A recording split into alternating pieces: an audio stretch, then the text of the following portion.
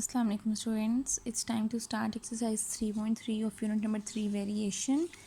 Actually this exercise is related with inverse variation, means एक चीज़ अगर बढ़ रही होगी at the same time उस दूसरी चीज़ कम हो रही होगी, ठीक है। और अगर एक क्वांटिटी हमारी डिक्रीज़ हो रही है तो दूसरी क्वांटिटी उसी रेशो में इंक्रीज़ हो रही होगी। So we will start with the first question, that is Y is inversely proportional. जब भी इन्वर्सली होगा ना तो 1 अपॉन करके लिखा जाता है, ठीक है। y is inversely proportional to x, y is equals to 10, x is equals to 4, find the value of constant। यानी कि हमें ये चीज़ तो पता ही है अभी पिछली एक्सरसाइज से भी कि जब भी दोनों वेरिएबल्स की वैल्यू गिवन होंगी the very first thing to calculate that is the value of constant. तो हमारे पास x और y की उन्होंने वैल्यू बता दी है। रिलेशन क्या है, y is inversely proportion to x, y is equals to k into 1/x। अब y है हमारे पास 10, k और x है हमारे पास 4 डिवाइड हो रहा है, दूसरी तरफ जाकर मल्टीप्लाई हो जाएगा। 10 4 ज़ा 40 इज़ इक्वल्स टू k। ये हमारे पास k की वैल्यू आ गई, डैट इज़ 40।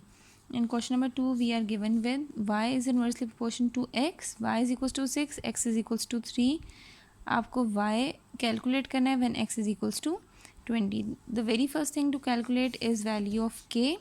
तो हम यूज़ करते हैं ये relation y is inversely proportion to 1/x, y is equals to k into 1/x, that is k/x। अब यहाँ पे हमारे पास हैं for y is equals to 6 and x is equals to 3। इन दोनों वैल्यू से हम क्या कैलकुलेट करने वाले हैं, k। y is equals to k/x, y को 6 रखा, k रखा, x की जगह पर 3, 6 3 ज़ा 18। तो k की वैल्यू क्या आ गई हमारे पास, 18। अब इस k की वैल्यू को आप यूटिलाइज़ करेंगे with the other relation. Now अब अगली कंडीशन में y कैलकुलेट करना है, x 20 है और k आप क्या यूज़ करेंगे, 18। यूजिंग कौन सा रिलेशन हमें यूज़ करना है जिसमें इक्वल हो और k भी हो, तो वो क्या है, y is equals to k upon x। y k की जगह पर 18, x की जगह पर 20, 2 9 ज़ा 18, 2 10 ज़ा 20। तो y की वैल्यू आ गई 9/10। In the third question we are given with y is inversely proportion to x, y 12, x 5। तो इससे हमारे पास आएगी k की वैल्यू, यहाँ पर मैं k भी मेंशन कर देती हूँ और यहाँ पर आप यूज़ करोगे k की जो वैल्यू आई हुई है वो हम यहाँ पे फिर लिख के दूसरा रिलेशन कैलकुलेट करेंगे। अब यहाँ से हम क्या लिख रहे हैं, y is inversely proportion to 1/x, y is equals to k/x।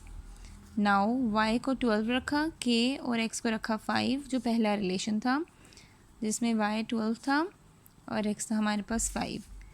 12 into 5 is equals to k और k is equals to 60। k की वैल्यू आ गई। अब यहाँ पे आपने इन वैल्यूज़ को यूज़ करना। Now for x is equals to question mark, y is equals to 12, k will be equals to 60। Using कौन सा रिलेशन अब हम यूज़ कर रहे हैं, y is equals to k upon x। अब यहाँ से हम वैल्यूज़ लगा देते हैं। y की वैल्यू आ गई 12, k आ गया हमारे पास 60, x हमें कैलकुलेट करना था। x को इधर ले जाते हैं, 12 मल्टीप्लाई हो रहा है, दूसरी तरफ आकर डिवाइड, तो x की वैल्यू आ जाएगी 12 5 ज़ा 60। Okay, in the fourth question we are given with y is inversely proportion to 1/x²। जब हमारे पास y 7 है और x है हमारे पास 2, तो अब इनके अकॉर्डिंग हमारे पास क्या रिलेशन बनेगा, y is equals to k upon x²। y 7 k x यानी कि 2 का स्क्वायर, 7 2 का square 4 is equals to k, तो k इज़ इक्वल्स टू 7 4 ज़ा 28। अब आपने क्या कैलकुलेट करना है, now for y is equals to question mark, x is equals to 7। पहले x इज़ इक्वल्स टू 7 से कैलकुलेट कर लेते हैं, ठीक है, फिर 14 से कर लेंगे। आपने k को यूज़ करना है 28। कौन सा रिलेशन हम यूज़ करेंगे, y is equals to k upon x²। y is equals to k की जगह पर 28, x² मीन 7 का स्क्वायर, 28 अपॉन 49, 7 4 ज़ा 28, 7 7 ज़ा 49। तो y की वैल्यू आ गई 4/7। अब दूसरा रिलेशन है जिसमें था now for y is equals to question mark, y calculate करना है, x अब आप रखेंगे 14, k की तो वही वैल्यू रहेगी। अब हम यूज़ करते हैं दूसरा रिलेशन, वो क्या था, y is equals to k upon X square. हमें y कैलकुलेट करना है, k की जगह पर 28 और x स्क्वेयर यानी कि 14 का स्क्वायर, 28 अपॉन 14 का स्क्वायर, ये आ गया 196। y इज इक्वल्स टू 2 1 ज़ा 4, 2 1 ज़ा 2, 2 4 ज़ा 8, 2 9 ज़ा 18, 2 8 ज़ा 16,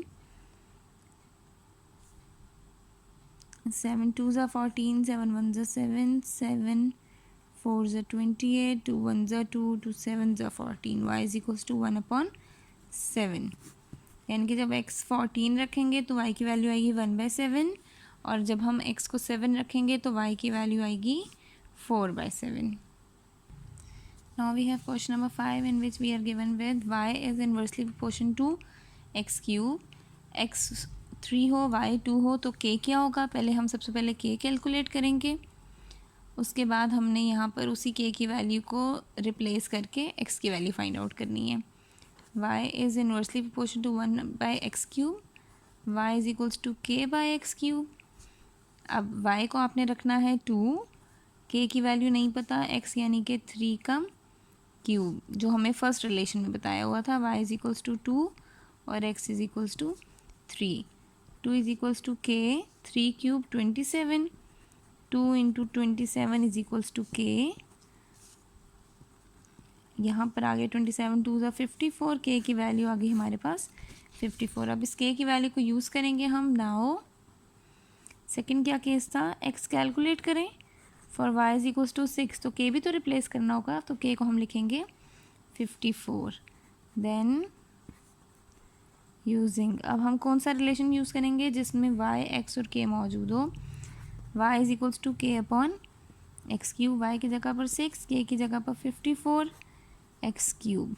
ठीक है, अब यहाँ से एक्स क्यूब को इधर ले जाते हैं और 6 को हम इधर ले आते हैं, 54 डिवाइडेड बाय 6, और 6 के टेबल में 54 कहाँ पर आता है, 6 9 ज़ा 54, तो एक्स क्यूब हमारे पास आ गया 9। अब यहाँ पे जब हम इसका क्यूब रूट लेंगे, यहाँ 9 पे भी हम क्यूब रूट ले लेंगे, x is equals to √9 3। Book में इसका आंसर 3 दिया हुआ है, बट यहाँ पे ये क्यूब रूट ऑफ 9 3 नहीं आता, ये हम इसलिए ऐसे ही लिखेंगे, आंसर्स में कोई मिस्टेक भी हो सकती है। ठीक है, now in question number 6 we are given with if 2y varies inversely as x + 1, 2y inversely vary कर रहा है x + 1 से, find an expression for y।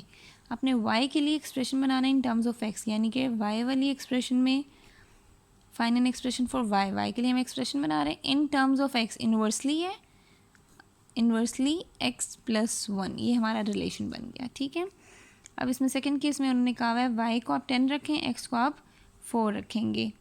Now 2y is directly proportional to 1 upon x + 1, 2y is equals to k upon x + 1, 2y की जगह पर पहले 10 is equals to k, x की जगह पर 4 + 1, 20 is equals to k upon 5, 5 divide हो रहा है, दूसरी तरफ जाकर मल्टीप्लाई हो जाएगा, और मल्टीप्लाई होकर क्या बन जाएगा, 20 into 5 is equals to k, 100 is equals to k।